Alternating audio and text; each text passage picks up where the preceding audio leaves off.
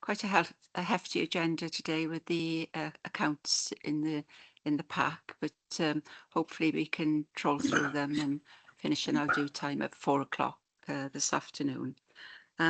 We've got the Deputy Leader with us today, Andrea Lewis, Councillor Andrea Lewis, who's asked to attend the meeting as Cabinet Member for one or two of the papers. So welcome to you, Andrea, as well.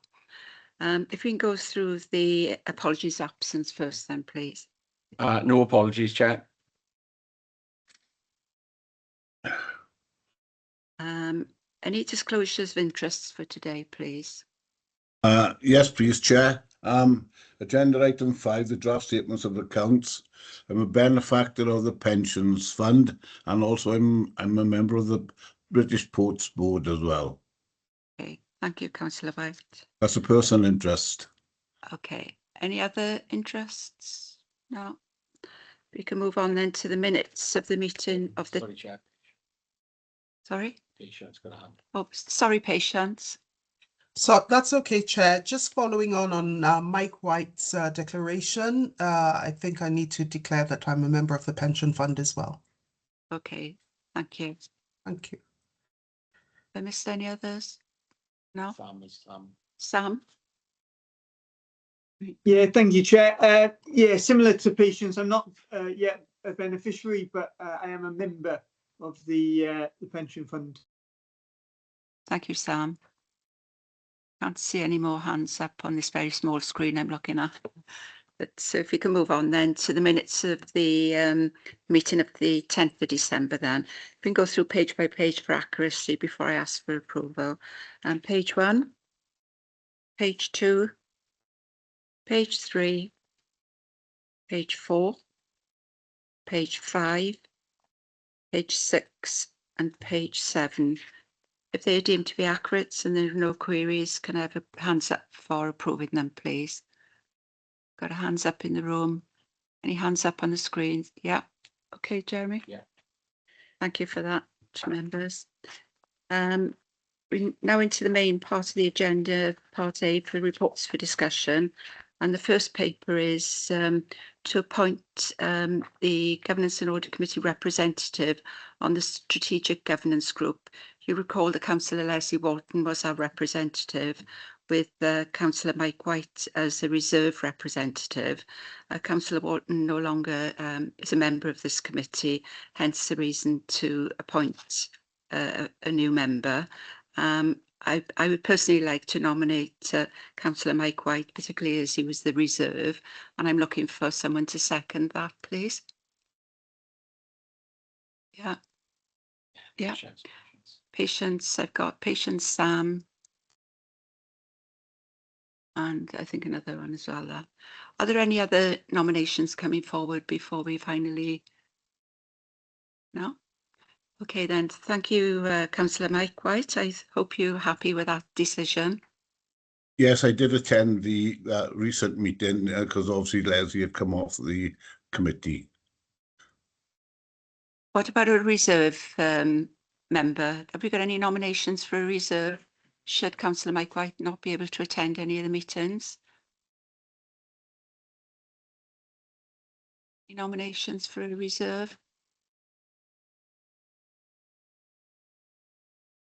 We come back to that. Perhaps we can raise it again, or if you can give it some thought and we can put a name forward for approval at the next meeting. Is that appropriate? Okay, thank you. If we can move on now, then it's the largest item on the agenda, I think, and that's the Statement of Accounts 2024-25. I think Simon Arthurs, the Interim Head of Finance, is going to take us through the accounts. So Simon, are you with us? Yes, thank you, Chair. Can you all hear me okay? Yeah, can I welcome you to the meeting and thank you for attending on behalf of Ben. I am grateful for that. If you can No problem hand at over to all. you then. My intention, thank you very much, Chair. My intention is to just take you through kind of where we've got to, some of the key elements of the accounts, not intended to go into a lot of detail and obviously there'll be time then for potential Q&A. If I can answer those questions here, I will. If I can't, I will take them away.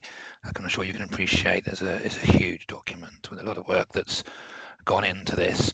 So the outturn for the authority was completed in May and reported in July 2025, and that predominantly reflects the management accounting position. The purpose of the draft statement of accounts, which was signed on the 16th of December, is to turn that information into our statutory required financial accounts. So that's the document that you now see before you. And as a result of that, the numbers in this document won't necessarily tie back to what was reported in July for those technical reasons. We are currently at the point where the advert to notify public inspection is out. So we know that the inspection period, the statutory inspection period for members of the public to raise questions with the Auditor General will commence from the 24th of February. And we're working closely with colleagues in Audit Wales, and the intention is to try and get these accounts obviously sorted by the end of the March, by the end of the financial year, so that we're not left with 24-25 accounts open whilst we're starting to work on 25-26. There's a number of reasons we wouldn't want to do that, but not least reputationally. So we are working closely with our Audit Wales colleagues. We do know that the our audit colleagues will comment on the timescales and how late the production of the accounts are. And just to let you know, the reason for that now are that there's an increased technical requirement relating to the treatment of fixed assets and leases, which were brought in the code of practice for this particular set of accounts, which isn't necessarily an issue in itself, but we experienced long-term absences with key staff with that technical knowledge for significant periods of time.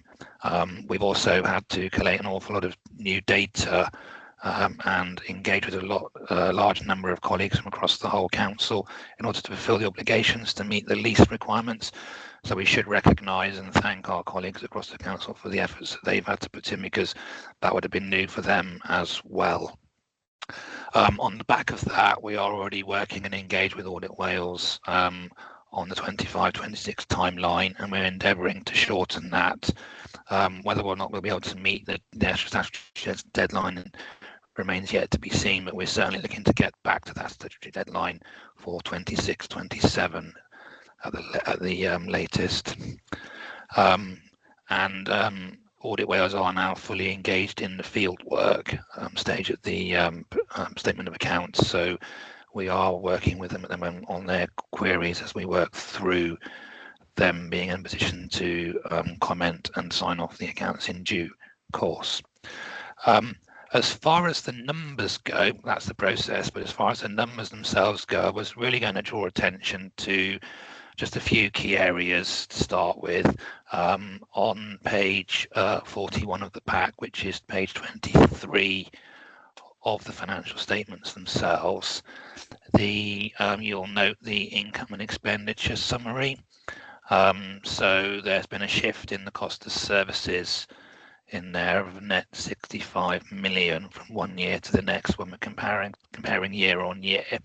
This just reflects the fact that costs are rising faster than income when we look at the actual cost, the actual direct cost of service.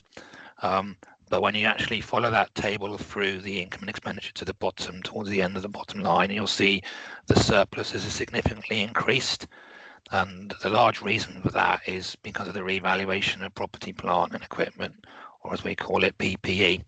And this is directly linked to the actual reflecting the new requirements in the fixed asset and lease accounting. So that's not actually real money in terms of 175 million pounds we've got extra.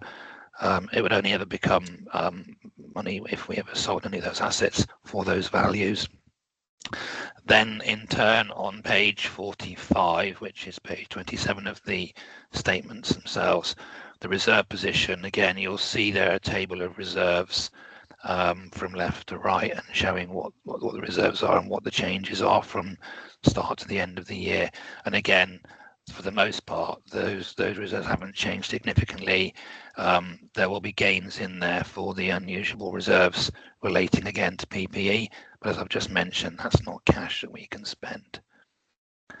And then the next key area in terms of statement is the balance sheet, and we're always interested in whether or not the balance sheet is getting stronger or weaker. So again, if you look across the balance sheet from one year to the next, or the opening to closing balance, you'll see not massive changes at all across there. But again, throughout those balance sheet, again, it's the PPE, the property and the equipment that has changed the valuations there, as we put in the unrealizable reserve. Throughout the notes to the accounts, there's a number of details that are required under the code of practice. Many of these are statutory as well, so we cover a lot of information to back up where the income and expenditure incomes have come from. The cash flow forecast is a key one, which just demonstrates the quality of where our income is coming from, and captures all of our non-cash items as well as our cash items. And there are lots of notes there relating to the balance sheet as well, which I'm happy to discuss if there any particular thing is hopping out. I think critically, the one thing that is worth noting in there is being aware of the range of contingent liabilities. So they are on page 159 of the pack. I'm just going to scroll down and find those on my screen so I can take you through that. Just bear with me a second, please.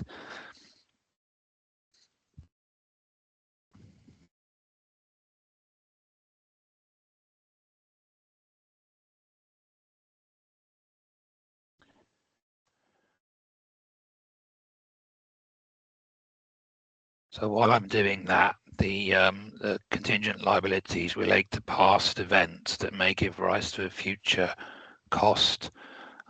So they're things that we might become aware of, but not necessarily are guaranteed to happen.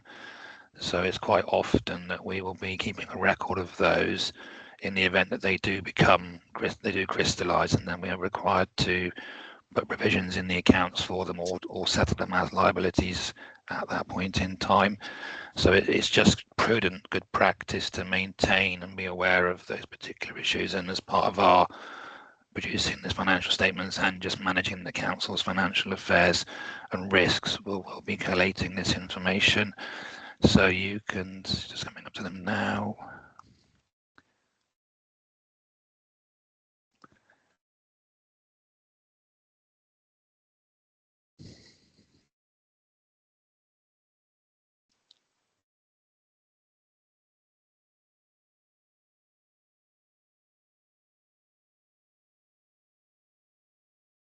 So you'll see in table there are a number that don't have numbers in them. That's because we don't yet know the full extent of what those liabilities might be.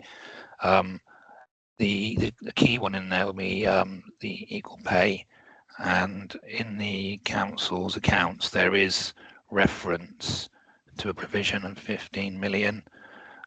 So that's us basically taking a prudent approach to preparing for the potential liability that may give rise through future equal pay claims from past events.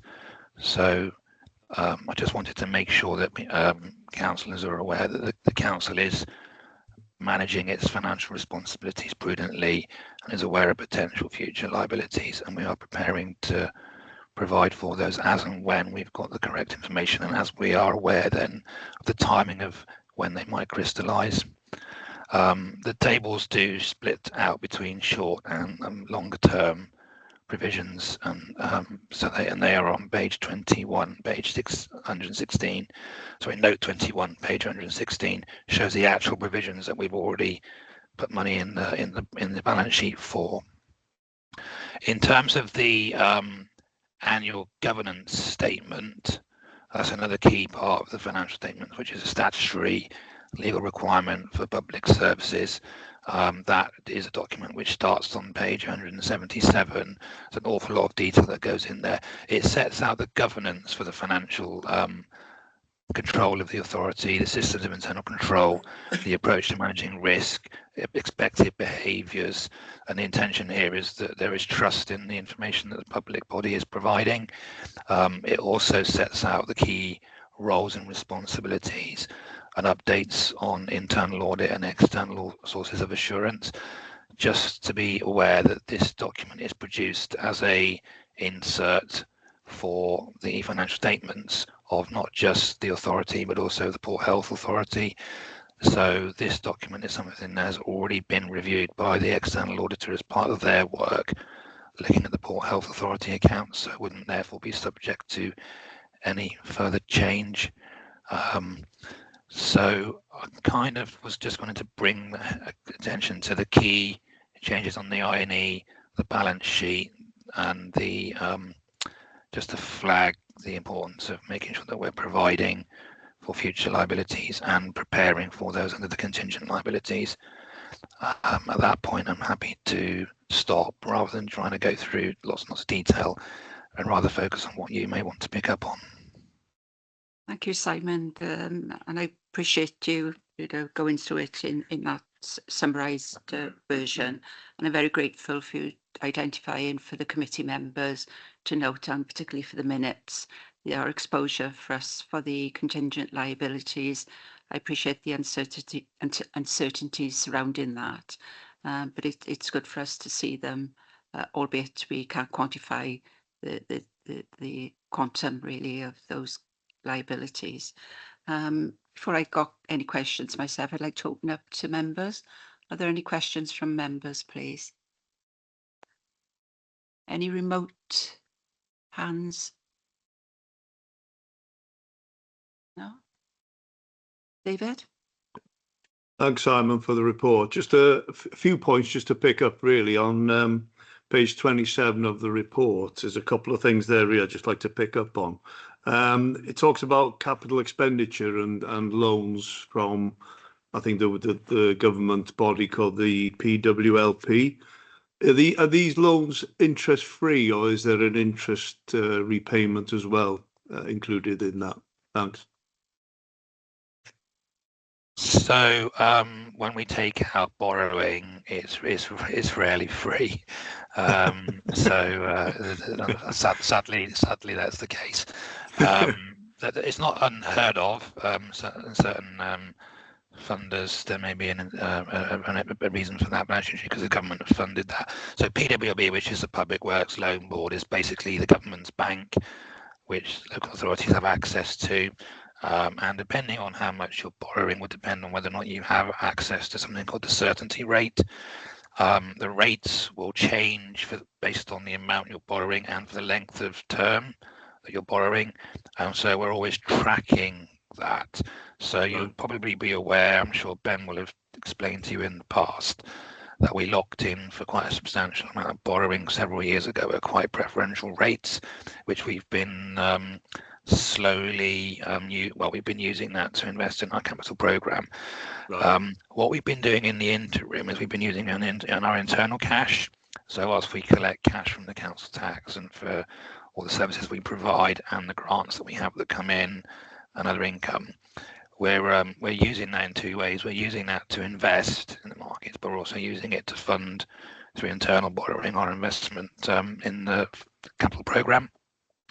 At some point in future, we'll have to swap that back out and lock into borrowing, and that's the point at which we're currently watching the PWB rates to make sure that they're coming down, because we wouldn't want to lock in at the moment because it's around about 6%. So we're trying to make sure that we do that every time. So we're looking to minimise the cost of borrowing and maximise the use of cash flow. Okay, thanks for that. The other point on page 27 was the use of reserves, and obviously in each report we have a year comparative to the previous year, but for future reports, just a request really, if it's possible to have maybe a 5-year profile of the use of reserves so we can look back retrospectively around just back 1 year, if that's possible. We could probably do that in the report that supports the financial statements, and provide that information. Yes, I can take that away and discuss that with Ben and with the auditors as well, whether or not we would want to put it in the financial statements or just share that as additional information. Okay, but we can certainly go away and do that for you. I think just give the committee a trend in regards to the reserve. Of course. And then it states on page 35, financial outlook, there was a statement made in the medium-term financial plan in March 2024 about the projection to 27, 28. So I just wonder what the current forecast is on those figures, if that's still the same case. Sorry, could you just repeat the question? I didn't quite Yeah, catch so that one. on page 35 of the papers, it talks about the medium-term financial plan. There was a figure down in March 2024 projected to 27, 28. And I just wondered if that figure was still the same as we sit here. Yeah, sorry, I'm just trying to find that right now. Sorry, yeah.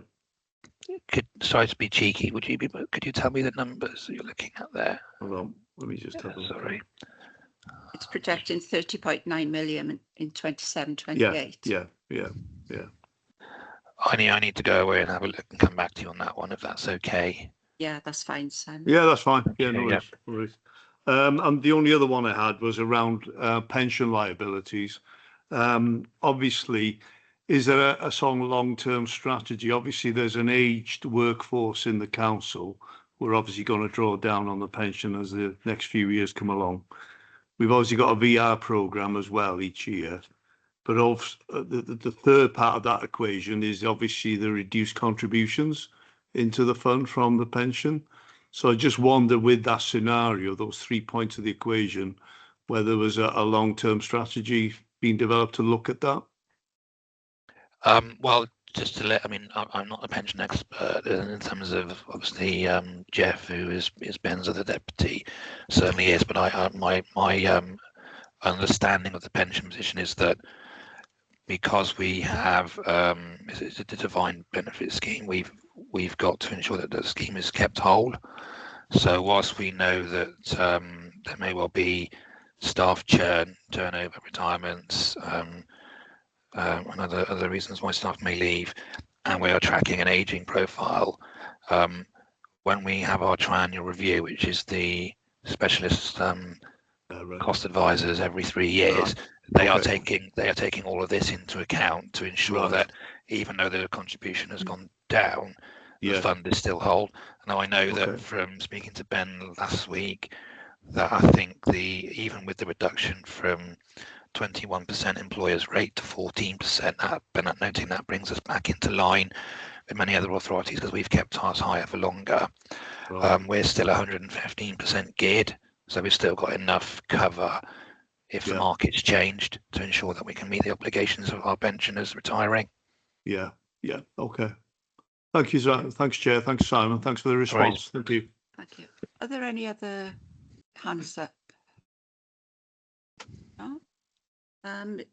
You mentioned earlier, Simon, about the resource which has impeded on the accounts being delayed. What's the resource looking like as we're moving into the end of 25, 26?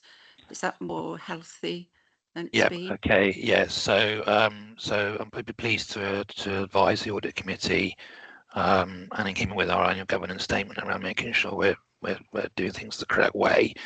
We've acknowledged that this is a bigger piece of work, and also the capital program itself is becoming more complex and is bigger. So we've added 2 accountants to the capital finance team. So that basically means we now have 4 accountants working on this, a team manager and somebody supporting them dedicated to capital and capital finance. So we have now a dedicated fixed asset accountant, a lease accountant, and 2 accountants. One started in January and one starts at the beginning of February, who will be looking at the program. The intention is for the 2 members of staff joining to actually start to learn fixed asset and lease accounting as well, so that we're not only supporting the delivery of the capital program, but the production of financial statements going forward. Thank you, Simon. That's good news, and it's good news for the audit committee to hear the action that's been taken with the additional resource. I've got a couple of queries on the expenditure and analysis figures, but they're just queries I've got on the increase in costs there. I'll take those outside of the meeting with you. It's nothing significant that justifies drawing out any further discussion at this meeting. So I'll drop you those 2 queries, purely just 2. One is on the Police Directorate and the others on what was identified in the other costs. But I'm happy for you to give us that information outside, and I can share it with members. If you can just bear with me, I've got a couple more questions, I think. Just bear with me. One was on the governance statement, the other was on. I just noted on the significant governance issues within that statement to be addressed in 25-26. There's only one significant issue showing on the table, and I'm just wondering if you can consider the strategic risks that are outlined on pages 25 and 26 of the accounts. There's quite a lot of strategic risks there that I'm not quite sure whether they've been left off this table for any reason. So if I could ask you to take that back to Sure. to Ben, and or Ness may be able to help in that situation. That's all I have.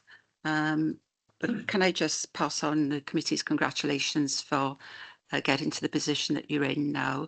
Appreciate that the Audit Wales are looking at the soundness of the accounts currently, but based on previous years, you've always had a positive feedback on the Audit Wales comments and quality of the papers. So hopefully that will have continued during that period of difficulty for you all.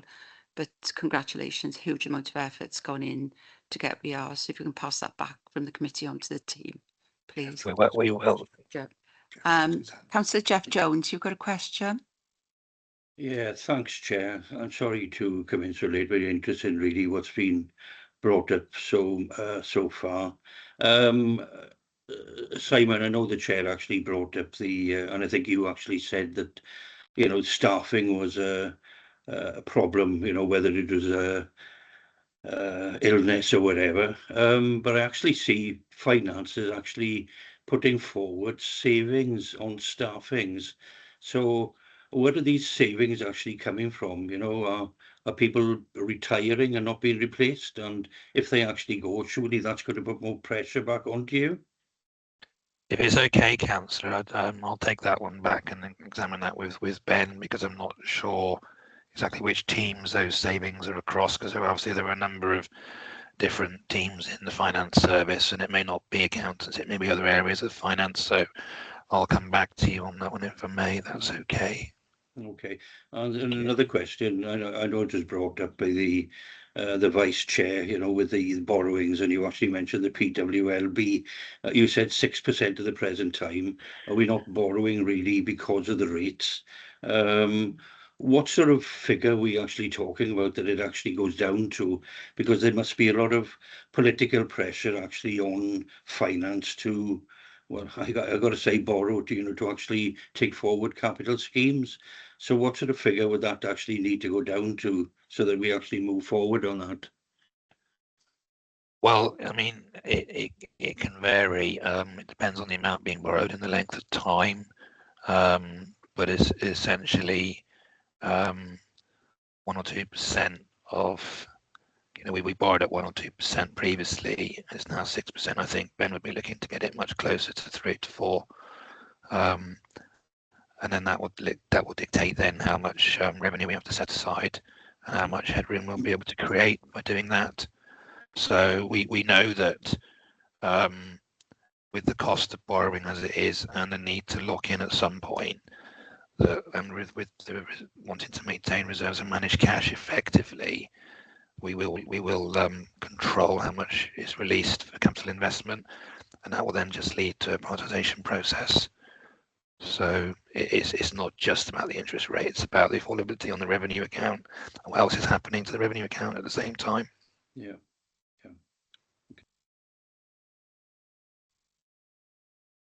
Okay, Jeff.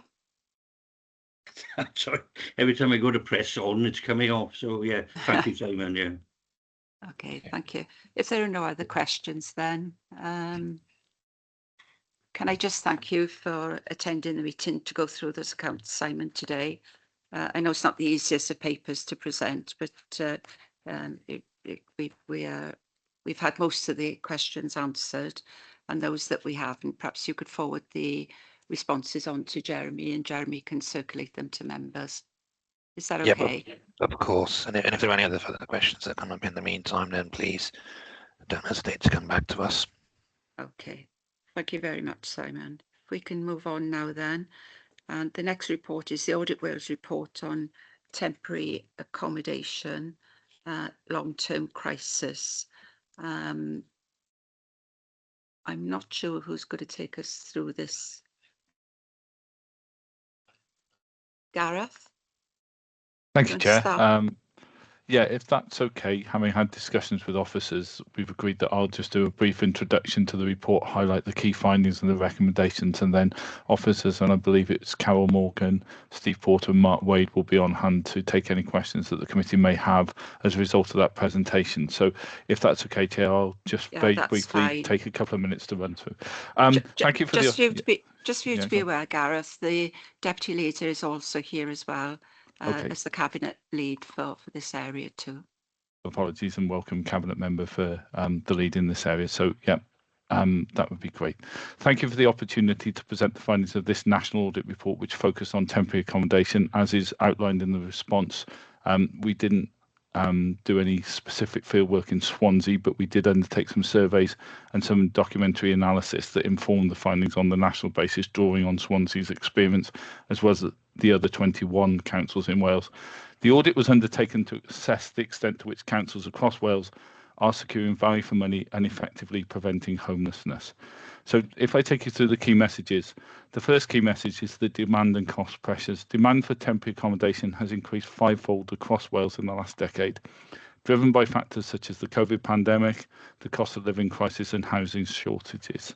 A significant reason for the increase in the spend was the Welsh Government's No One Left Out approach, which was adopted during the pandemic to ensure everybody had access to a safe place to live. The Welsh Government provided additional funding to councils to implement that important policy. In March 2025, there were 10,800 people in Wales in temporary accommodation. That represents a 200% increase since 2020. And of those people, of those almost 11,000 people, 24% were children. In the same period, council surging has increased from £28 million to £172 million, which is a 516% increase, and that level of expenditure is not sustainable across Wales. We also identify in the report quality and wellbeing concerns. Temporary accommodation often, we're not saying always, often does not always meet all of the needs of people and can also have detrimental impacts on their health and well-being. Examples include families placed alongside individuals who may have active addictions, poor living conditions and restrictive rules that can impact on employment and children's development. There are weaknesses in the arrangements to assess value for money. Most councils across Wales cannot demonstrate value for money in their response to temporary accommodation. They focus on short-term costs, rarely benchmark, and don't always fully assess outcomes. Few councils evaluate a range of options or have robust maintenance plans for their own properties. Spot purchasing from providers often lacks cost controls, which leaves councils vulnerable to higher prices. There's been limited progress on prevention.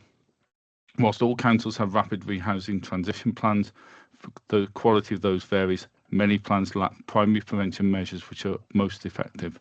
Councils also struggle to accurately predict long-term demand and often lack fully costed plans. The workforce pressures are significant in this area, with high sickness rates, recruitment challenges, and limited modelling of future skills that may be needed to support the work of the staff working with those in most need. Partnership working is inconsistent and rarely evaluated fully, and that can lead to gaps in duplication. There is a risk of a long-term crisis. Without a shift from firefighting to prevention, councils will continue to provide an expensive service that fails to meet the needs of those who are seeking temporary accommodation. And prevention and collaboration offer the greatest potential for cost savings and improved outcomes. We concluded that councils are spending considerable amounts of money on temporary accommodation, which in many cases doesn't fully meet people's needs.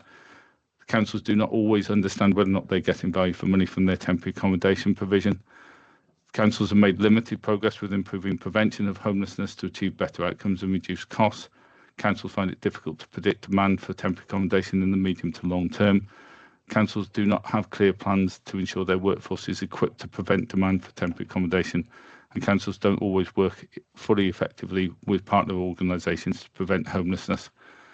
We then made 3 recommendations, the first of which is around strengthening the arrangements to assess value for money, the second of which is to improve planning for prevention, and the third is to enhance partnership working, which draw on the themes in the report, Chair. In closing, in summary, councils face rising demand, escalating costs and risks to financial sustainability. Improving value for money, strengthening prevention and enhancing partnership working are critical steps to avoid turning a short-term challenge into a longer-term crisis. Members will note that the Council's response form setting out its actions in response to the recommendations is on page 267 onwards of the agenda pack. I'd also note that the covering paper for this report also sets out a number of actions that the Council is already taking forward to address homelessness in the area. The covering report provides a useful insight for members of the committee. As part of our Code of Audit practice, we are required to be satisfied that the Council has properly considered the findings and recommendations of this report. I can confirm to members of the committee that having reviewed the Council's response in both the management response form and the covering report, our view is that the Council has properly considered the findings and recommendations. I'll now hand over to the Cabinet Member and officers to summarise those responses. Before you hand over to members, can I just ask for clarification on the Exhibit 1? You talk about that graph with 10,000 plus. Does that include the refugees, asylum and migration figures, or is it purely homeless? That is purely homelessness from what I understand, Chair. Okay. Okay, thank you. If we can hand over then to, do you want to go first, Andrea? Yeah, thank you, Chair, and thank you for the opportunity to address the committee this afternoon. And my thanks to Gareth, particularly for the latter part of his overview, that, you know, we are taking the recommendations very seriously, which we are. I appreciate it's always difficult when you've got an audit review, which is all Wales, and that it won't be Swansea specific. And so, you know, there are some recommendations that aren't necessarily as applicable to Swansea as they are to other cities across Wales. In terms of the temporary accommodation and our approach to that, I won't steal the thunder of Steve, who's going to take us through the report of what we're doing currently. But one thing I did want to single out, just for members' reassurance really, is the collaboration and partnership working that we've got in Swansea. It's really excellent partnership working with our RSL partners and also the private developers as well. So, you know, we hold a regular developer forum with private developers, which RSLs also attend. I have regular bilateral meetings with RSLs in terms of what developments they're working on and where we can collaborate and joint ventures and so on and so forth. So there's a huge amount in that area that we are doing, and I'm really pleased to report that. Even this morning, with my WLGA hat on as the spokesperson for housing in Wales, I was on a panel giving evidence and being interviewed alongside RSLs and Community Housing Cymru. And we do have a really strong partnership relationship through the WLGA as well on a national basis. So I won't say anything more than that. Just wanted to have the opportunity just to say that I think in Swansea, I'm reassured as the Cabinet Member that we're in a very strong position and that we continue to do everything we can, not just to tackle you know, the homelessness at the sharp end, but also there's a huge amount going on in terms of prevention as well, which often goes unseen because all of that work is behind the scenes. And I'm sure Steve will touch upon that as well. But credit to our teams, they work really, really hard. They are very stretched. It is very stressful. We do have a national housing crisis, not just specific to Swansea. Those numbers are going up worryingly. But I'm confident we're doing everything we can to try and, you know, turn that around. So thank you, Chair. Thank you. Want to go? Thanks, Andrea. I won't go through the whole report, but I think it's worth putting some context behind what Gareth sort of outlined in Swansea anyway. The number of homeless presentations again this year is likely to exceed over 4,000. So that'll be 4 years in a row. That's a 60% increase from 10 years ago, to put it into some context. And we don't envisage that to drop anytime soon, you know, particularly with new legislation around the corner. we think that those presentations will remain high. So a lot of people presenting as homeless, and as a result of that, temporary accommodation figures are extremely high. So in 2025-26, that's now risen to over 400 people we've currently got in temporary accommodation. Just to follow on from what Gareth was saying, 90% of those are single persons and 10% of those are families. So in Swansea, the acute problem we would say is more about single persons rather than families. That's not to say we don't have difficulties, but we've got very few families in bed and breakfast at the moment, possibly one. And that's one too many as far as we're concerned. But you know, that's our acute problem is single people, and the increases again, as Gareth has outlined, is down to a change in legislation. Perhaps you know the cost of living is more of a problem than we actually realise. So it's very difficult to get on the ladder, the property ladder for first-time buyers. It's very difficult for people to find private rented accommodation. There's also been an increase in number of ex-offenders being released from prison, and there's definitely a distinct lack of move on of accommodation. Of greatest concern to us is the number of people who've got in bed and breakfast at the moment. That stands as of probably this morning of 330, and that was about 30 back in 2020. So you can see just how much that's increased in just a 5-year period. And B&B we feel is not appropriate. That's no criticism of bed and breakfast accommodation, but we don't feel that people get the right level of support. They haven't got access to cooking, you know, as well as it being, you know, rather expensive form of temporary accommodation. So that is probably one of our key focuses at the moment. The other concern is the time people spend in temporary accommodation. It's gone from 80 days to 130 days in the past 5 years. But in B&B, that's gone from 40 days to 100 days on average, that is. So people could be shorter or longer, but the average time spent in temporary accommodation is a trend that we want to see going down rather than going up, of course. If we just jump to the recommendations, and what I would say is some of the achievements cut across all 3 recommendations. So, and the example that we're going to give you shortly will sort of underline that, if you like. But some of the achievements, I guess, is, you know, we've increased the number of council-owned temporary accommodation. So 2 years ago, we converted our old Penland District Housing Office into 6 family-sized flats.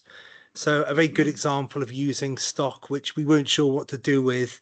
We knew where there was a stress on, you know, families going into avoiding B&B, so that resource has been excellent in making sure that we avoid people going into B&B and therefore getting better support, better accommodation for families, and then able to move on quicker.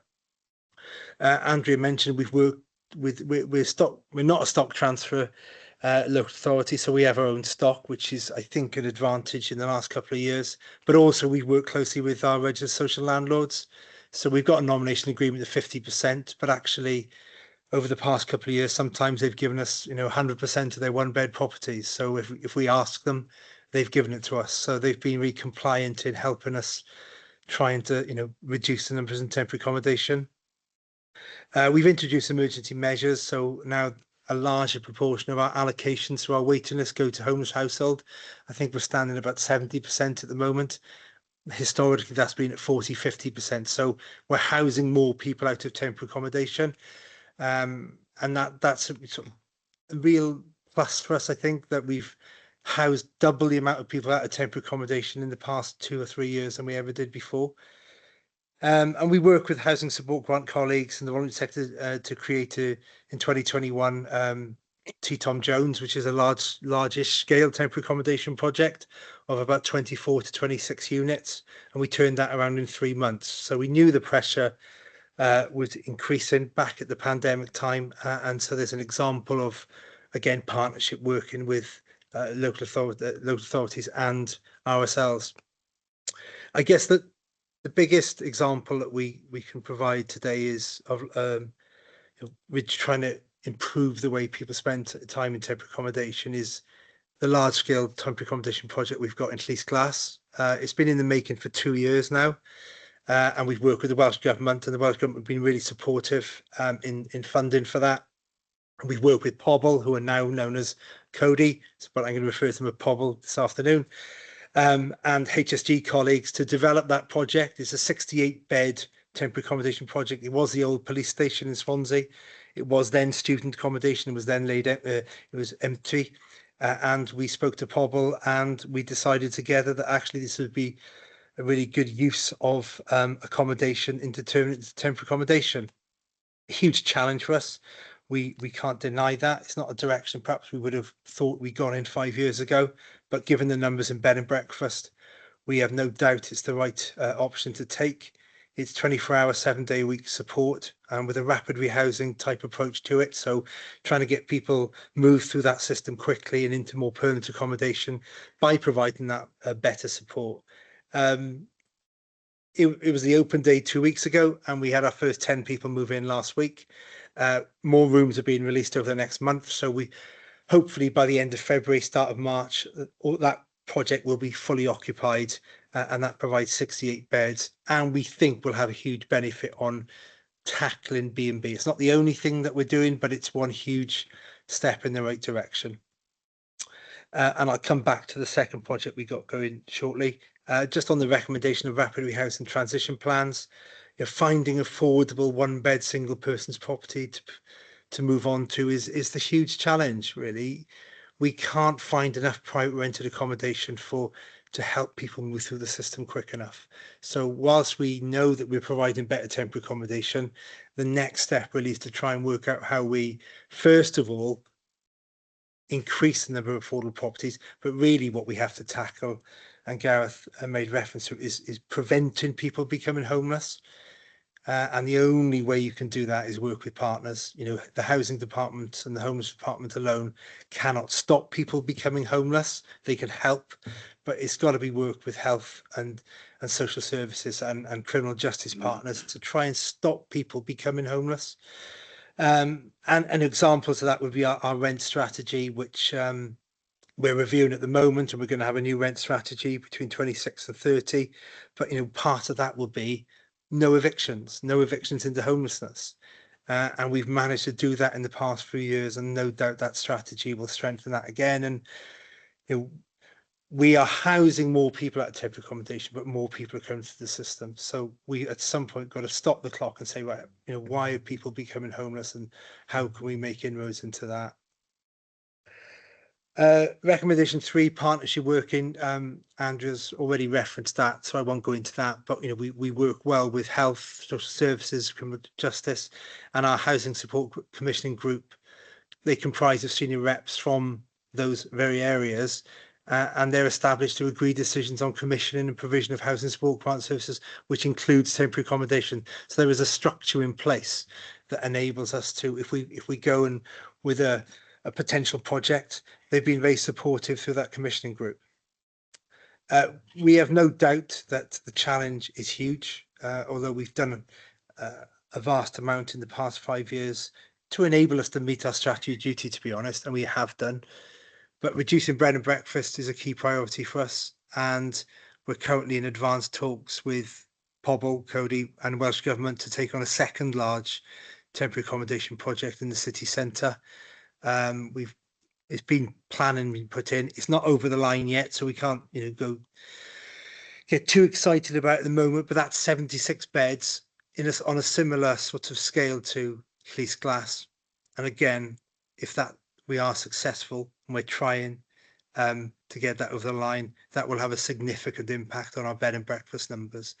But these things aren't easy to get off the ground. You need housing support grants, you need to work with the community, and social media, the way it is at the moment, can be difficult, challenging with the public. But we have no doubt that if we can create these 2 large-scale temporary accommodation projects, then our bed and breakfast numbers will have have a seriously positive effect on that. Our More Homes team are continuing to deliver more affordable homes. We know that, but that's both in temporary and permanent. So if we acquire more properties, we will decide whether we feel we need more family size accommodation, single person's accommodation, as well as temporary and permanent. And as there's some examples in the report on where we've currently got sites at the moment. We're developing the housing support grant strategy, the interim strategy that is for 26-27. and we're developing a new allocations policy. Hopefully that will be in 2026. But both those policies and strategies will no doubt align with the Homeless and Social Allocations Bill and the Audit Wheel recommendations. They have to. You know, there's nothing in those recommendations that we disagree with. As Andrew said, it's across 22 authorities, so some of it we're doing already. But, you know, rest assured that those two strategies will fall in line with the bill and the recommendations. And we're currently, you know, making sure that we have the correct staffing levels. You know, we've increased our temporary accommodation team, we've increased our rapid housing teams, and very recently we've had approval, you know, thanks to the political support that we get, thanks to the council knowing the pressures. We, you know, to talk specifically a caseworker in youth homelessness and ex-offending, two of the perhaps acute areas where we're seeing lots more presentations of homelessness. But we don't underestimate the challenge ahead of us. That's me.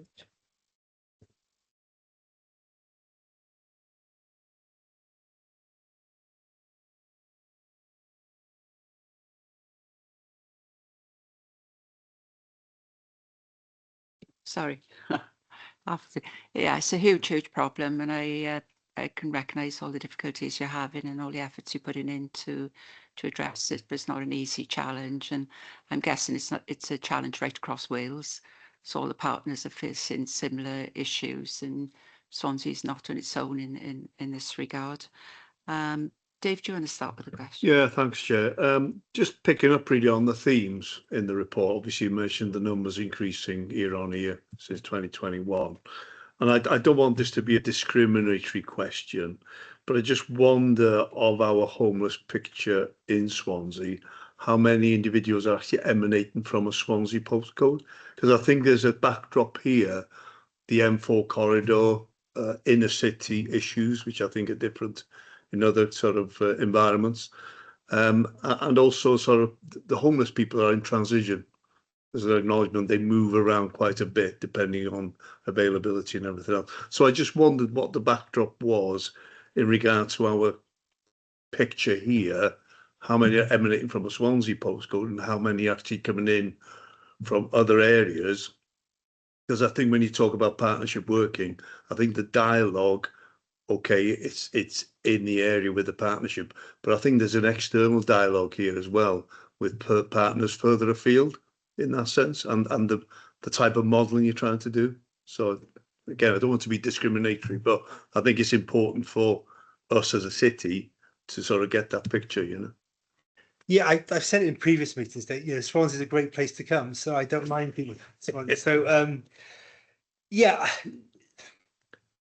we are a reasonably large city across Wales, and that's why I think Gareth's job is quite difficult, because the 22 authorities, whilst there are common themes, there are also difficulties that perhaps Swansea, Cardiff, Wrexham, Newport face. Yeah, sure. Firstly, because city of sanctuaries, and we've got larger refugee contracts now. Some of the other authorities are taking on.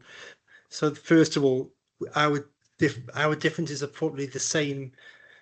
It's better to measure with Cardiff and Newport and Wrexham rather than perhaps Anglesey or Ceredigion. But they equally have their own problems in holiday homes, etc. I would say that more people, we have a number of people in Swansea. So if you take rough sleeping, for example, we on average have about 10 rough sleepers a night. 30% of those would be from out of the area. Right. Because we got statistics on different things. If we take our temporary accommodation, if we want to turn to the refugee situation, probably about 13% of our homeless cohort at the moment in temporary accommodation is made up of refugees.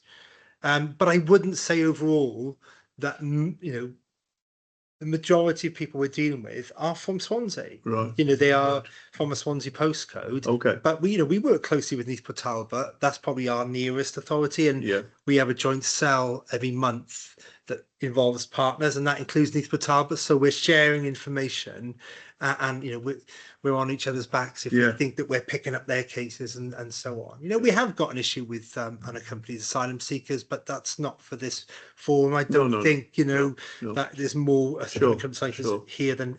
But generally, I think we probably take on more people out the area than a lot of other authorities, but certainly no more than the larger cities. And that was the basis of that partnership thinking, really, or the partnership dialogue.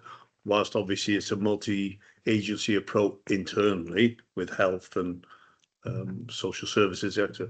I just wondered if there's a dialogue outside of the area where the people are actually coming from, so that there's a picture in one area which is affecting the picture here. If you follow me, in the transition.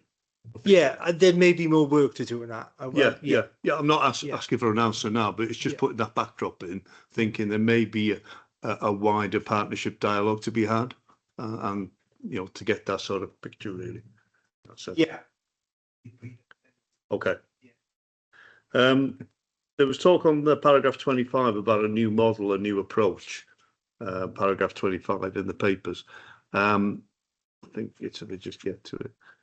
Yeah, and there's a new way of working by an alliance commissioning model, and that's taken from April 2026. It'd just be handy, I think, to maybe have an update on that in the 26-27 year and further reports, if that's possible. Chair? No. Yeah. Is that okay? Yeah, that's fine. Sorry, can you repeat the question? Was it 25. paragraph Paragraph 25? 25. Paragraph 25, yeah, just the last sentence there's a new way of working with the statutory and third sector organisations Yeah, from April. this is health led, and Oh, right, sorry, but right. we're all partners in this, and we're working with social services and housing are involved in developing, an improved, if you like, substance misuse way of working, and it's that's called the Alliance. Yeah. And that's not operational at the moment. It's No, in no. very early stages. So I think yes. Yeah, in the an next update 12 in months 26, maybe. 27. Yeah. We can bring that forward. Yeah. Yeah, that's fine. And just one observation really. It's good to see it's probably for Gareth more than in here. On page 255 to 260, some really good examples of new models emanating across Wales. So that was good. Good to see that good practice being highlighted. So thanks, Chair. Yeah. Councillor Mike White. Yes, thank you, Chair. Can I just ask the officers, obviously, with legislation that was passed recently by the Welsh Government about private landlords having to bring their properties up to the standards, this have created an exodus of issues for us as an authority, because people obviously are just then being more or less turned out onto the street. Can you just clarify that? Does that have caused a burden to you as well? And also, I'd like to make a comment to you, Chair. As a role of a councillor, we deal with issues when people or constituents contact us about housing and issues that they could be homeless.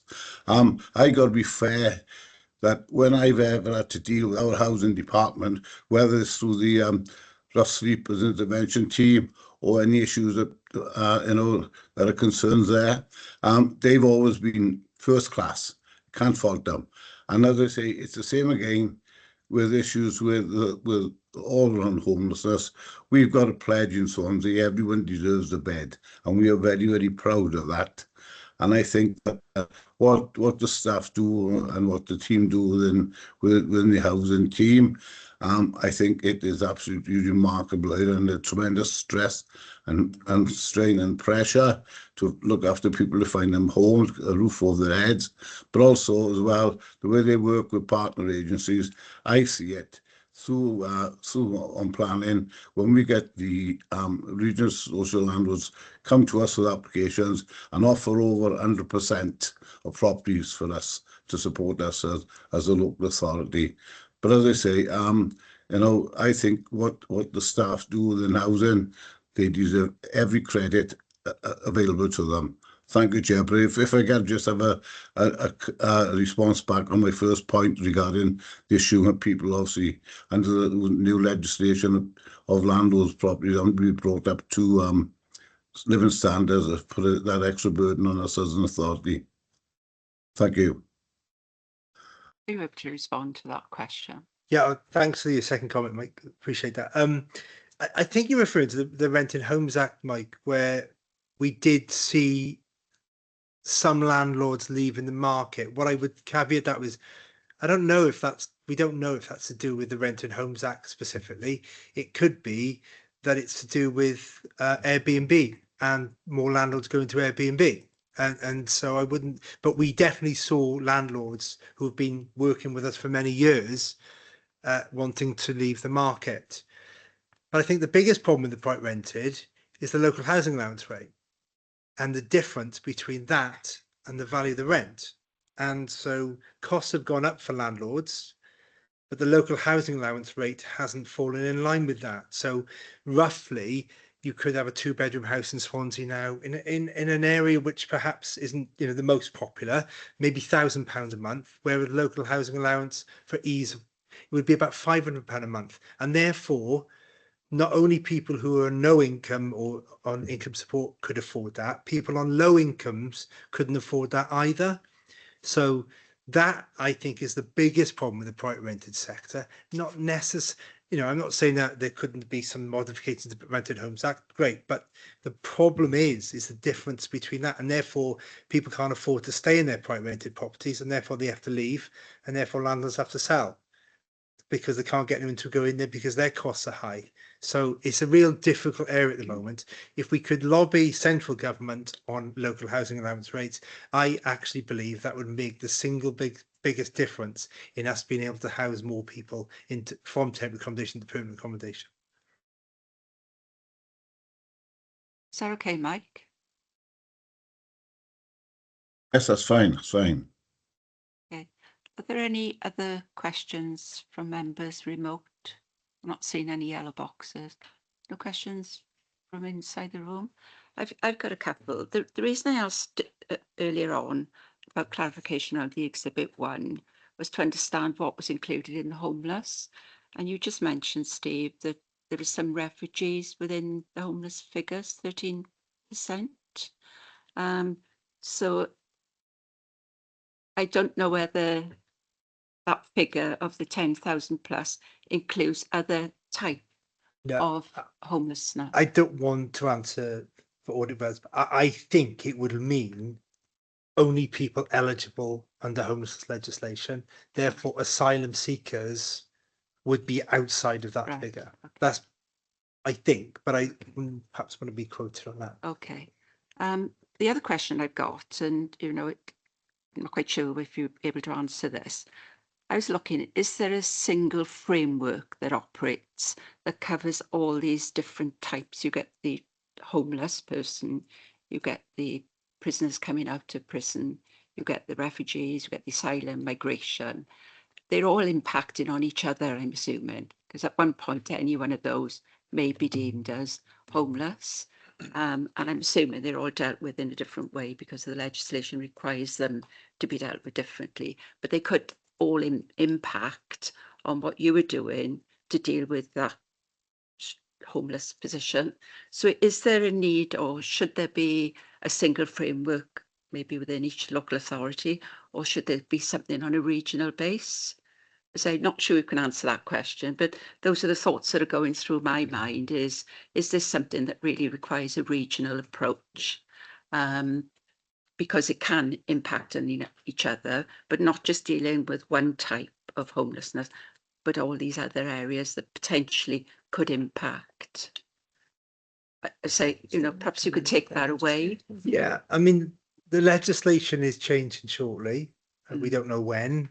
We think that's going to be in probably 12 months to 2 years' time. And that legislation is quite far-reaching because it really it gets rid of priority needs, the category of priority needs. Yeah. So everybody is priority, whereas historically, you know, families would be priority with under 16s, people over 60 years old, etc., would be priority, whereas single persons with no health problems would be non-priority and therefore fall outside of some of the legislation in terms of what we'd have to provide. So it's quite far-reaching that everybody will come under that same framework, if you like. But what I would also say is there isn't one particular category that's increased in the last 5 years. They all have. Yeah. So, you know, if you read some press, you would think it was just refugees. If you read another paper, you'd think it was just every category, from domestic abuse to private rented to refugees to prisoners to all our areas. They've all increased. Some may be 1 or 2% higher than others, but people are more homeless from across a whole Yeah. spectrum. But I think what you're saying, if we work regionally, I think we work fairly well with Neath Port Talbot because they come under the same umbrella in terms of the health authorities, criminal justice, etc. But there's probably work to be done regionally, I think. Yeah, that I could just improve think, you know, because of the various types there, whether it is something, because, you know, Swansea, you're doing all you can and doing your best to answer. I mean, Mike was just complimentary about everything you're doing. The cabinet member leader has been complimentary about what you're doing. But it feels to me as you can't do it without others getting involved. And sometimes, you know, I'm not always a lover of Yeah. regional working, but sometimes it helps. Yeah, I think the thing you mentioned as well was this quite dominant factor of a single person, as opposed to the families, added to what you're Yeah. saying, Chair. That single person element, which obviously has an effect on the modelling that you do around homelessness. That's right. I said, you know, I don't expect an answer, but No. just that's what's going through my mind. Perhaps it might be helpful, Chair, if I reference, you know, in the very recent past, we had 4 dispersal areas in Wales when it came to refugees, and those were stated by Steve earlier. Now, other councils are not in the same position as us or one of those other dispersed areas because we've been doing that and we've been in that space for quite a number of years. So what we do, if you look at it on perhaps a regional basis, is support those local authorities that aren't experienced, aren't used to that approach, to encourage all 22 to play their part in terms of taking on, you know, that particular contingent. And through the Wales Strategic Migration Partnership, I sit on that board and I deal with UK government ministers because they are housed through the Home Office. Yeah. And there's a distinct move from UK government to move away from the current provision, dare I mention Clear Springs, and also use of hotels, Yeah. and try and do something different, which will save money and will be a better offer for those people. So that is outside of our emergency and temporary accommodation provision. That is something entirely in its own space, the Home Office Fund and Home Office deal with. So I think hopefully that clarifies that those people in that group or cohort are not part of our provision. They dealt with on a national basis, but we do work closely with the Home Office, but through WLJ and through Welsh Government, to try and have a voice to make sure that it's fair and everybody does their fair share. Hopefully that's helpful. Yeah. Are there any other questions from Gordon?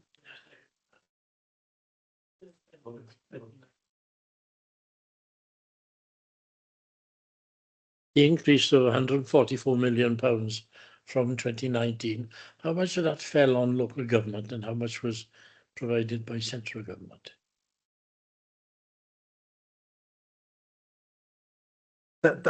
So I think those figures are across Wales. Yeah. Yeah, that's, if I can just come in there, those are the All Wales figures and they're the expenditure that was actually spent by local councils on providing the services rather than what was provided by Welsh Government. So it is the expenditure from the authorities themselves.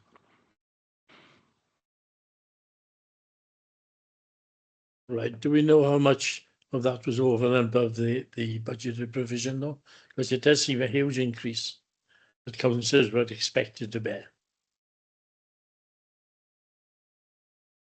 I haven't got those figures to hand, but if you would like me to take that away, I can see if we can find that and correspond after the meeting to you. Yes, please. Thank you. Yeah, hopefully to be helpful. I think it's worth acknowledging that during the pandemic, we had Welsh Government funding to help support funding of emergency and temporary accommodation, but that funding dwindled and now has fallen on us as a local authority. So we are spending more than we've ever done on temporary and emergency accommodation. And that is a reflection of the high numbers of people that we're seeing who are becoming homeless. So the numbers are going up and they do sit very much in our budget in terms of pressure on our general fund, which is why we've taken the approach to look at lease glass and look at another similar form of accommodation, because with those facilities, those people in those facilities can opt for housing benefit, and therefore that will not be a demand on the general fund. It would be covered by the benefits that those people, those individuals receive. So it's a much better sustainable financial model, and it's something that we really must do, because we cannot continue to put such pressure on the general fund in terms of funding this kind of bed and breakfast accommodation. We recognise that fully. Yeah. Okay, thank you, Gordon. Councillor Jeff Jones. Yeah, sorry, Chair, to come in so late. Very interesting subject, and must be horrendous to actually work under the constraints that the section are actually working under. Financially, I'm talking about. It was mentioned earlier about the old police station. You know, I'm assuming that's a private enterprise. You know, it's going to be turned into flats. There was students, so I'm assuming there seems to be a drop in students' numbers, because I've heard there's another building, I think it's Sun Alliance House on St Helens Road, which was a student accommodation, is now coming into this sort of area. I know it was mentioned about families can't afford rent, you know, high rents anyway, you know, to pay for their accommodation shortfall. So do we actually make up any shortfall to cover that? Well, cover that shortfall at the end of the day. And, you know, is it right that there's more accommodation coming into from the private sector because the student population, for whatever reason, is not filling that? You know, they were built for students. It's now actually coming onto the, shall we say, the open market. Yeah, there's quite a bit there. I think the homelessness is a great place to work. If you, Police Glass was the old police station, was Trinity student accommodation. They vacated it because they've moved a lot of their accommodation down to, I believe, SA1.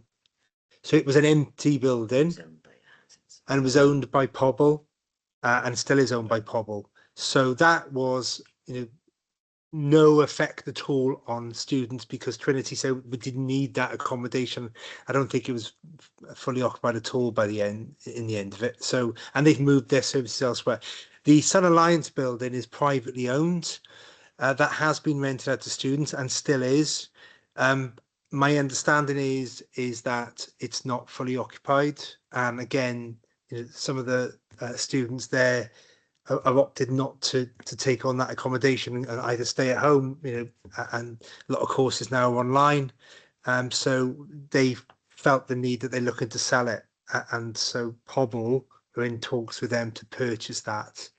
So in answer to the first part of the question, we haven't really affected the student population because they're either moved elsewhere or they're not taking up some of that accommodation.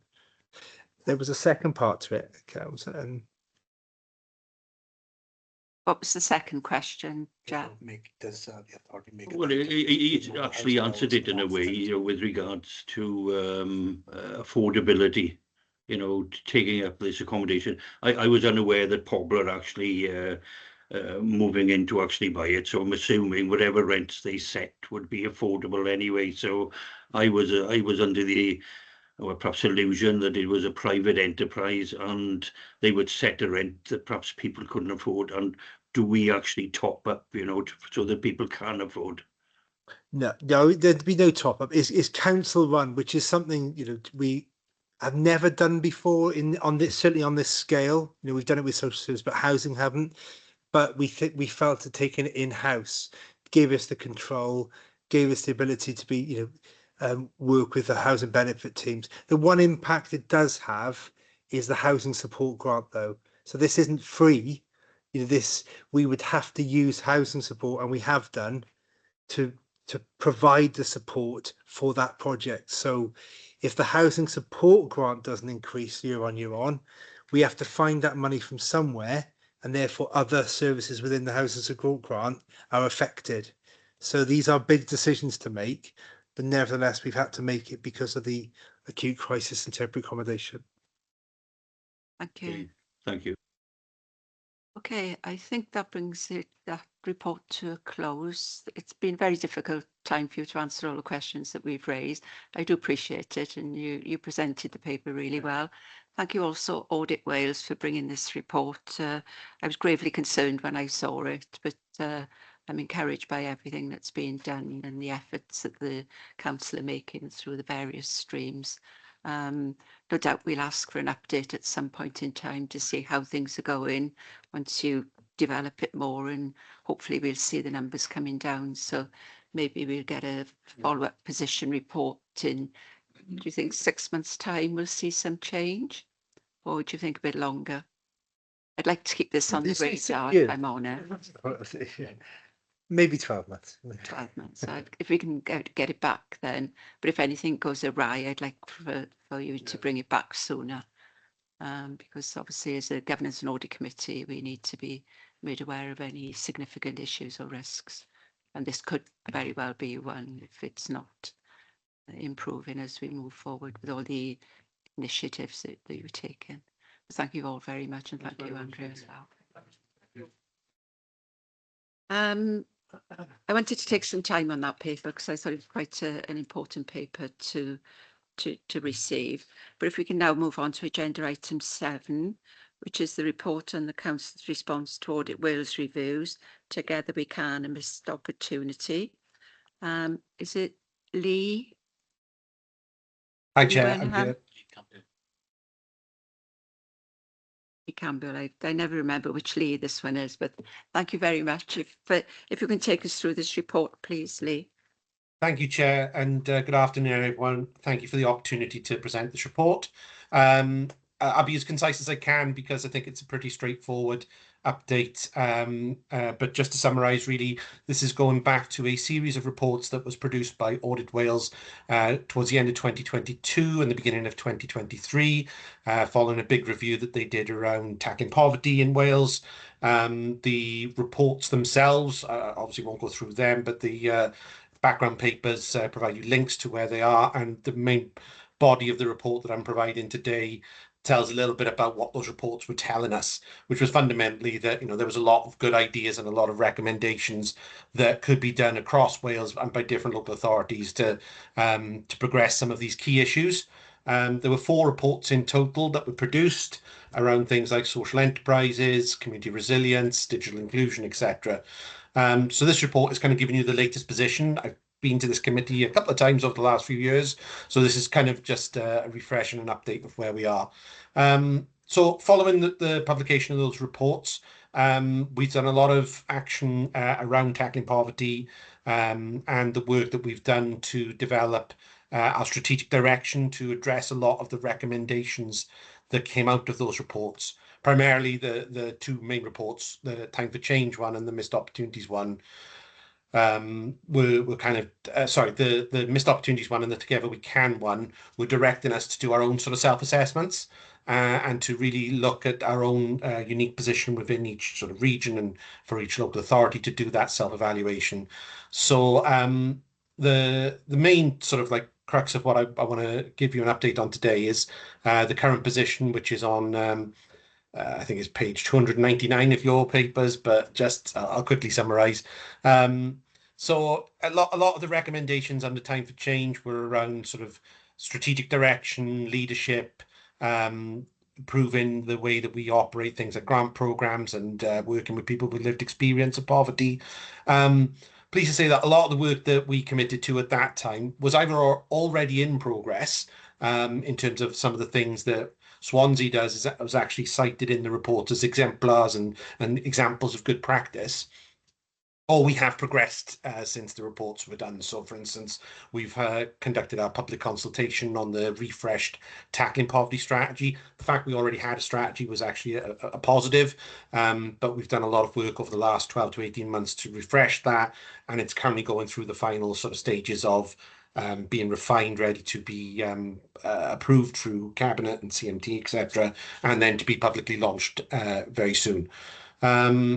A lot of the recommendations, like I say, that we have taken further action on, have either now been completed or they've passed primarily into our business as usual.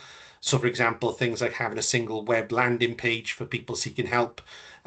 We launched our cost of living help page back in 2023. So that has been continuously refreshed and is again, an example of good practice that we want to maintain. In terms of the other reports around a missed opportunity and Together We Can, we had detailed action plans that came out of the work that we did at the time. And again, a lot of those actions have either been completed or have passed into other areas of transformation. For example, our Enabling Communities Transformation Programme. We've been refreshing the scope of that, and we're taking forward a piece of work around participation and involvement, particularly with communities who can provide that voice of lived experience and provide some of the insight in partnership with colleagues in the Poverty Truth Commission that we did last year, and others who are helping us to shape our services and future strategic direction around tackling poverty. So in terms of, again, I could spend the rest of this session taking you through the minutiae of the detail, but really this is just to summarise that a lot of the work that we've done is now either continuing in that business as usual format.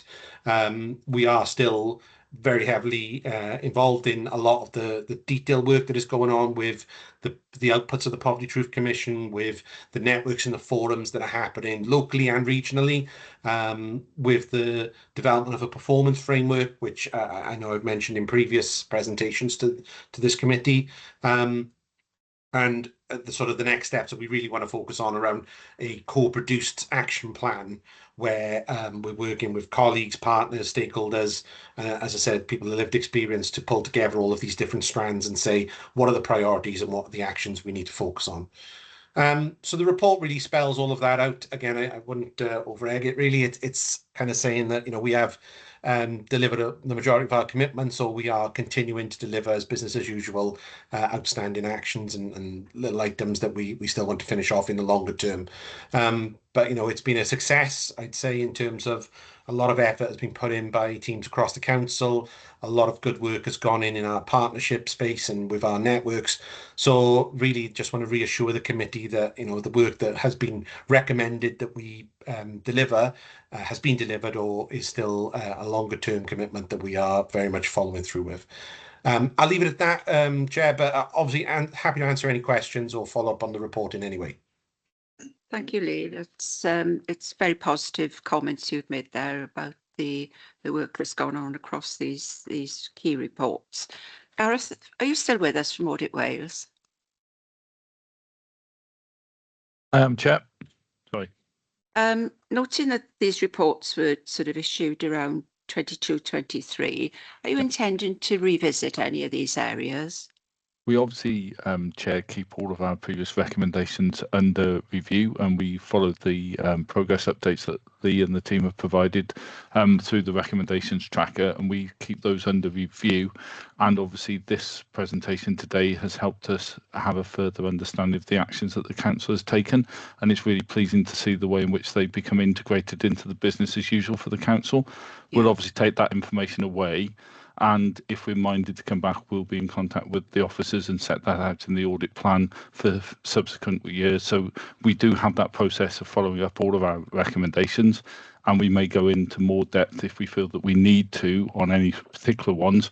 And obviously with the detail that we have in this report, we'll take that away and reflect on that alongside all of the other recommendations that we've made in previous years as well, Chair. Thank you, Gareth. That's really helpful. I mean, it is one of the success factors we have of tracking the external audit recommendations, and I think you've recognised that good practice that's been introduced in the council, and this does give a level of assurance to this committee that things are being taken forward in a positive way. Any questions, David? Oh. Can we go to Councillor Mike White first then, please?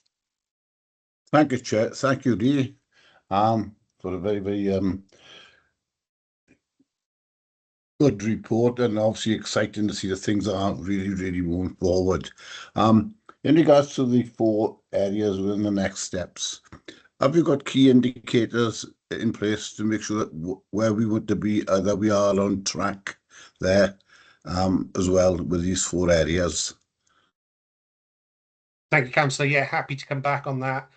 Yeah, so in terms of some of the work that we're doing, we're working in partnership with the likes of Swansea CVS and the Poverty Insight Lab that has been set up. So we're working with them on what success looks like. And we will continue to do that work when the refresh strategy is properly launched.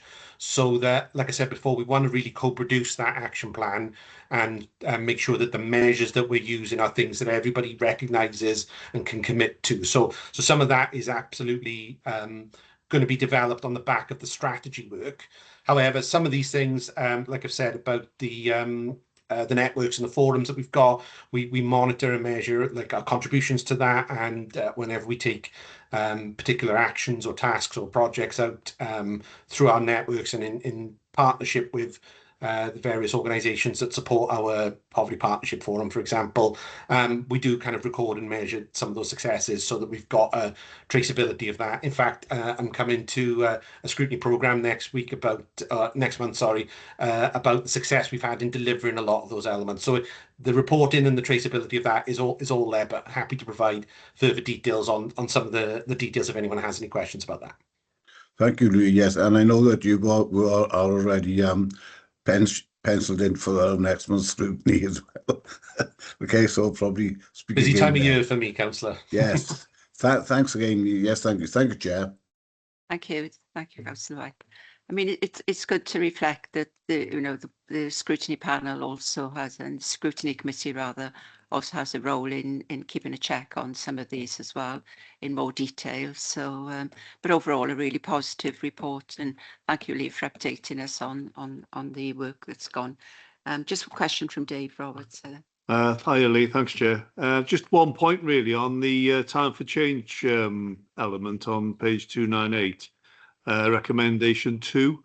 It talks about the refreshing the tackling poverty strategy and public consultation and then an action plan. I know it says completed there, but is there a timeline for the completion of that work? Thanks. Yeah, absolutely. So we completed the public consultation between October and November last year. My colleagues are literally going through the process now of following up on some of the feedback we had from the public through that consultation process.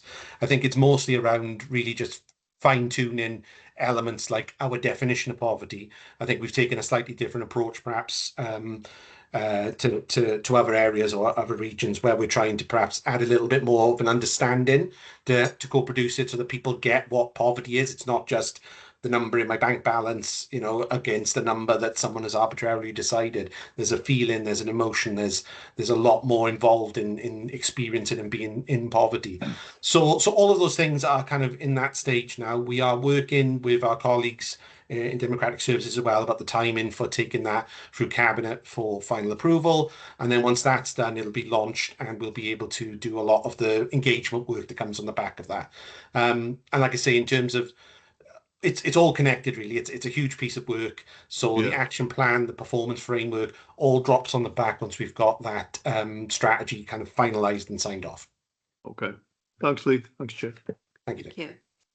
Are there any other questions from members? I'm not seeing any hands up. So can I thank you, Lee, for bringing the report again, and all positive work. And I don't think there's a need for us to follow up on any of this unless Audit Wales come back to us to say they're coming back for a revisit. So I appreciate that and thank you very much. Thank you. If we can move on to agenda item 8, which is the internal audit review of the accounts receivable function. And I think Ness, you're online to present this. Yes, thank you, Chair. Apologies for not being in the room today. So this is an update. The last time we updated committee was actually back in January 2025, but members will be aware that the accounts receivable function has had a challenging time over the last few years. And the most recent audit report, prior to the one we're going to talk about now, was a limited assurance report.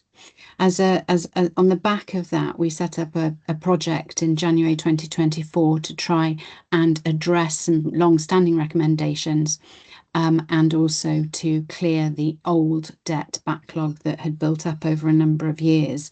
And this report just provides you with an update on all of that. So since we came to committee back last January, we've continued to make excellent progress, and I think you know, the headlines really are set out in paragraphs 8 and 9 of the report and the graphs.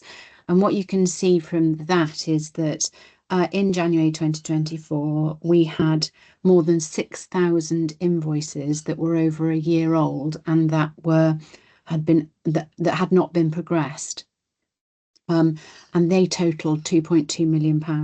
And as at the end of December, just gone 2025, we have brought that figure down to 255 invoices, totaling 155,000, and that includes any invoices that have moved into that 12-month category during the course of those 2 years.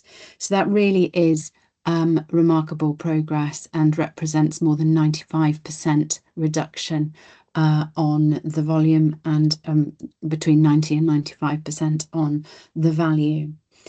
I think it's really important to highlight that has only been possible through the collaborative work that we have done both in the AR team with legal services, but also with services right across the council.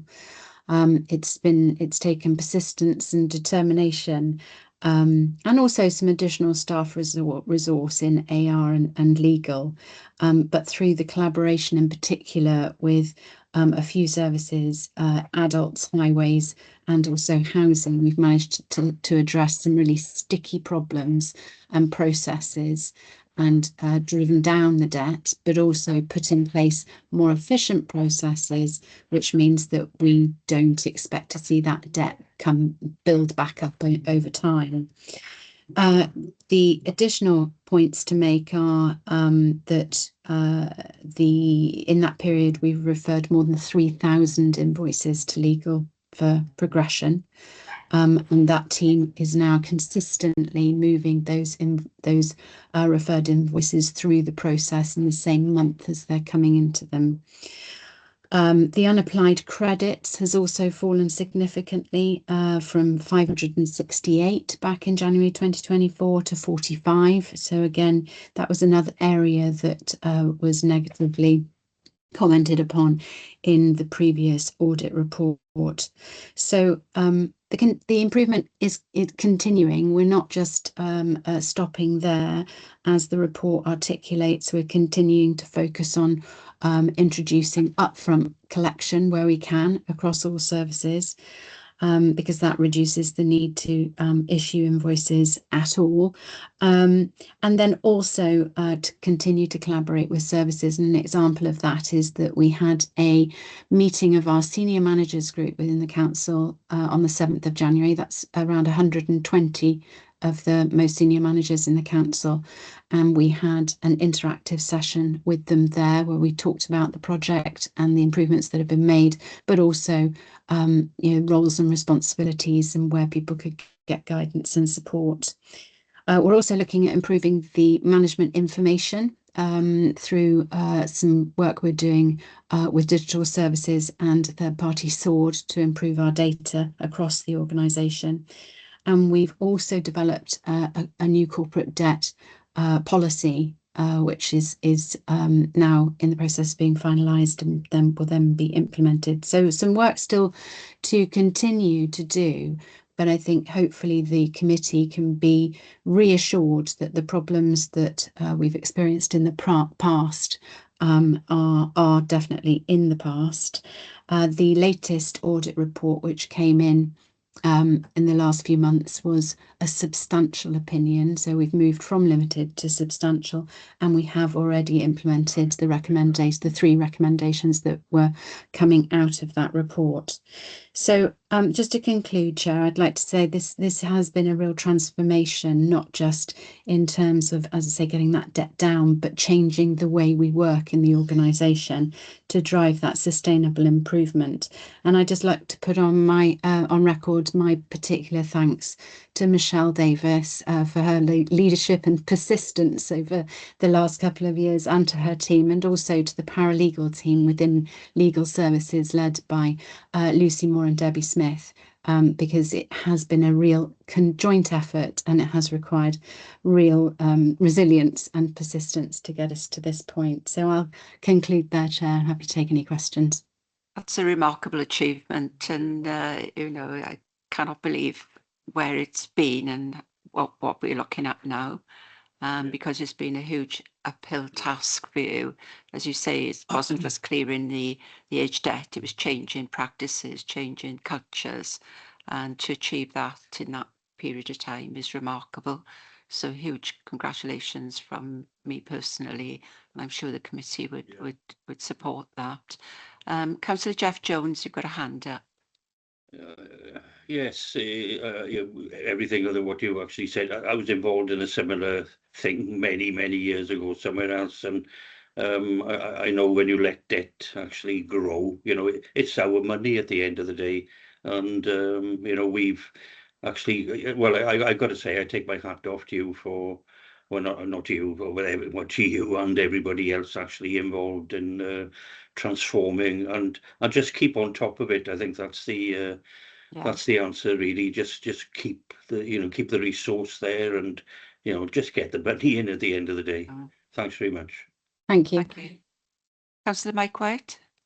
Yes, thank you, Chair. Yeah, just to endorse what you and Councillor Joe said. Yeah, I think this needed, because we felt this was coming back to us as a committee, obviously moderate report and trying to get things moving forward. And it needed getting to grips with, really getting our teeth into it to get to the bottom of why we sort of couldn't get the sort of service working and functioning as it should be. I'm grateful for the extra resources as well, and the staff that's gone in there. But as I say, this doesn't just happen. This obviously happens through hard work and dedication. And congratulations to everybody involved, and Ness and the team. But Ness, you mentioned about putting the new systems in place, and keeping managers informed and that. How often will we be monitoring and make sure that they are complying with what we want them to do? So thanks, Mike. There's a monthly process by which we alert the managers who have debts outstanding as to what those debts are. So, and then that also is considered at directorate performance management meetings once a month as well. So the data comes out and is then reviewed, and then we can pick up and make sure that we're not getting into a situation where a backlog is building up. At the same time, there is this project board. So the project was established in 2024, but it will continue because there are still actions there for the project team to progress. And so that's another mechanism by which we can then look at the organisation as a whole and look at all of that data, and we can identify if there are any problems or challenges, and we can sort of tackle those early if we can see them emerging. Thanks, Ness. That is very assuring now that managers know that there are procedures to comply with, and if they're not, we're going to certainly be following things up. Thank you, Ness. Thank you, Dave. Thanks, Chair. Just to echo the congratulations to you, Ness, and obviously you mentioned the officers concerned and the staff over the past 2 years. I was pleased to hear what you said there about the session you had on the 7th of January, I think, with the other officers and managers, which is really good about the learning outcomes and everything. And I think you mentioned there you possibly would look at a similar approach, a similar project approach for other areas that may be emerging with problems. Is that correct? Thank you. I didn't, but it certainly is the approach that I certainly take to any issues that emerge around sort of operational performance. So I think for me the real learning and the really exciting part of this is about getting the people who are involved in the problem together, building a shared ownership and understanding of that problem, and then building the solutions in collaboration and trying them and seeing, and sometimes they work and they have an impact, sometimes they don't, and we move on to the next thing. But it's all about that sort of working together and sharing the problems and the solutions. So as a model of working, I think it worked really, really well, and it's very transferable to other challenges that we might face as an organisation. And I assume they'll actually emerge from the risk management framework. Am I right in thinking that? Yeah, we can see where our risks and our issues are from the risk management framework. Exactly. Yes. Yeah. Thanks, Ness. Thank you. Thanks, Chair. Thank you, Ness. It's, as I say, it's quite incredible what you've done. I'm minded that we've had regular reports on this area for quite some time now, and seeing the position as it is, do we wait for a further update at the point where you think you can stand down that project board and it'll be business as normal? Is that a point where we can bring your regular updates to a different platform? I think I think that would be fine. We're happy to do that. I think having achieved a substantial audit opinion, you could conclude as a committee that you have, discharged. We've discharged that now, but at the same time, obviously, we'd be very happy to bring back a further update when we've addressed those points, those further actions that I've identified in the report. We could come back in a year's time and say, what impact they have had, if that's something committee would like. I know Michelle's got her hand up. Michelle? Hi. Excuse me. Thank you, Ness. Thank you, Chair. I just wanted to add a couple of comments. Firstly, a response to Councillor White's comments earlier regarding the compliance around financial procedure rules and accounting instructions.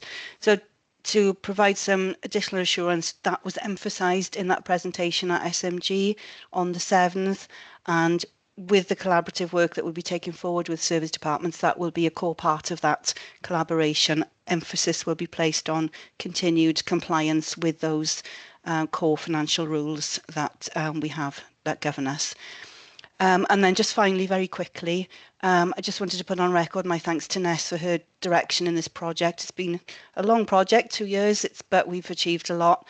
But also thanks to all of the staff that we've worked with on the AR team, the legal teams, and all the service departments, because we worked with them over a long number, quite a long number of months over the period. It's been a lot of work, and they needed to put in extra resources from their department to deal with that. So a huge collaborative effort that I'm extremely grateful for, and that we now see ourselves in this much improved position. So that's it really from me. Thank you. Thank you, Michelle.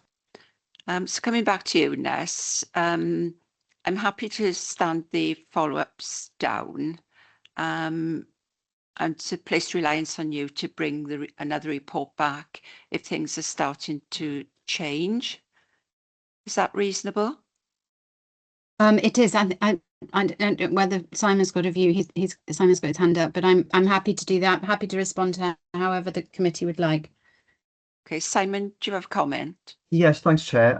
Just in terms of monitoring this going forward, obviously the audit's now become a substantial assurance report, which is due to be moved to a two-yearly cycle, but also have a mid-year audit as well to follow up on the actions.